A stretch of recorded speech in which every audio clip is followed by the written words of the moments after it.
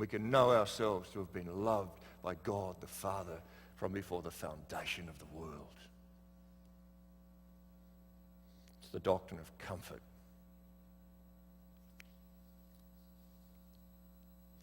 He also emphasized that election is therefore completely unconditional. It would not be possible to overemphasize just how completely Calvin repudiated every notion of conditional election.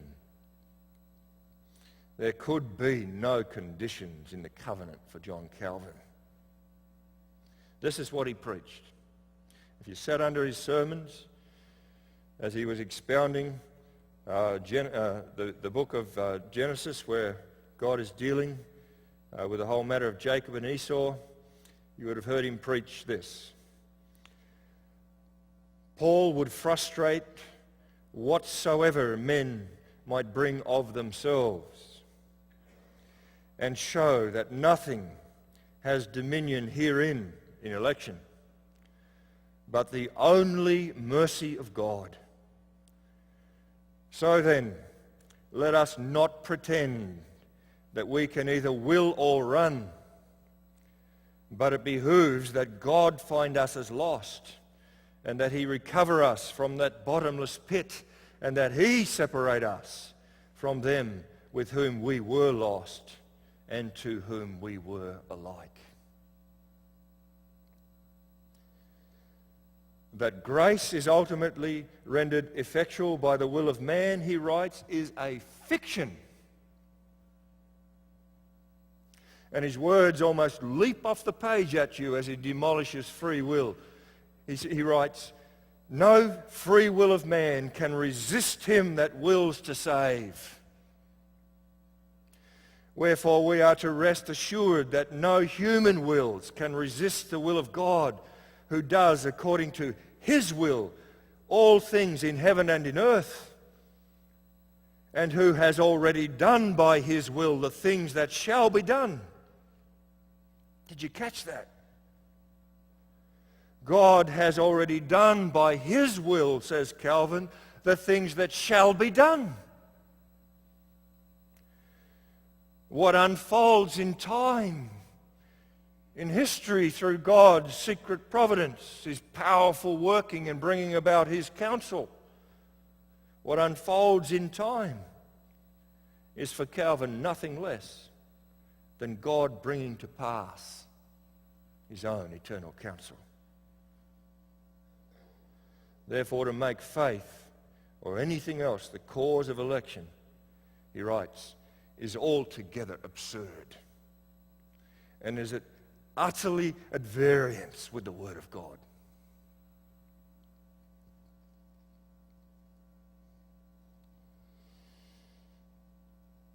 And then he taught that election was the fountain of grace, the singular fountain of grace.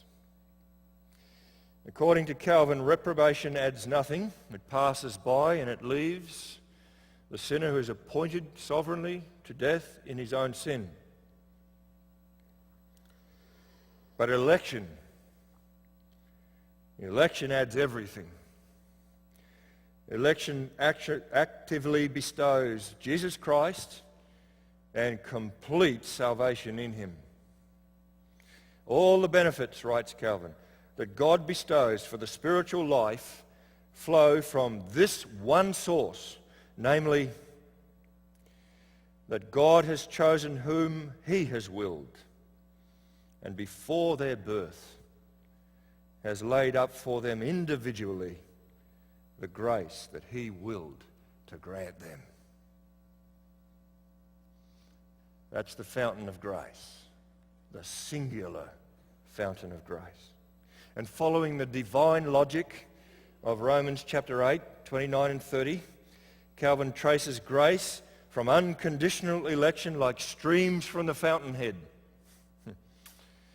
At times he follows it down to us from eternal predestination through effectual calling into justification, and shows us that it must certainly issue without fail in glorification.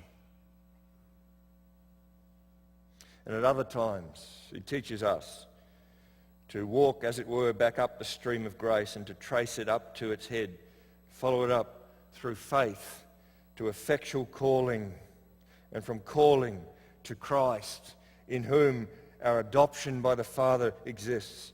And there we find unconditional election and the comfort of God's unchanging, eternal covenant love. This is how he put it. God calls and justifies in his own time those whom he predestinated to these blessings before the foundation of the world. Effectual calling is a testimony and sign that manifests election. And faith is the special gift of God. And by that gift, election is manifested to and ratified in the soul that receives it. And when you think about any little glimmer of new obedience or holiness that might exist in one of the saints of God, Calvin says, refer it immediately to the election of God. Like waters, he says, are traced to their fountain.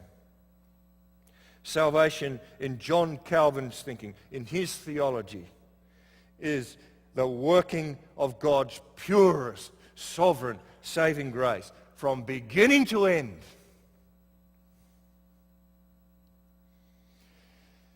And that says something about Calvin's understanding of grace.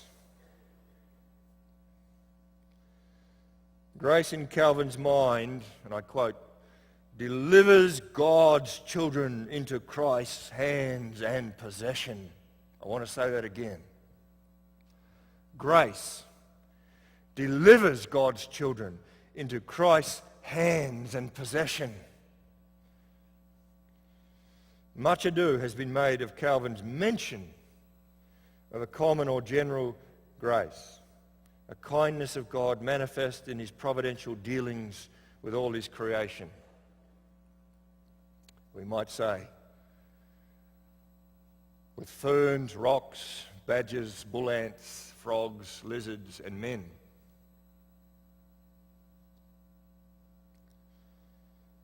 But I want to point out that wherever John Calvin spoke in the context, even remotely, of anything to do with salvation or the gospel or the preaching of it, he hooked grace into predestination.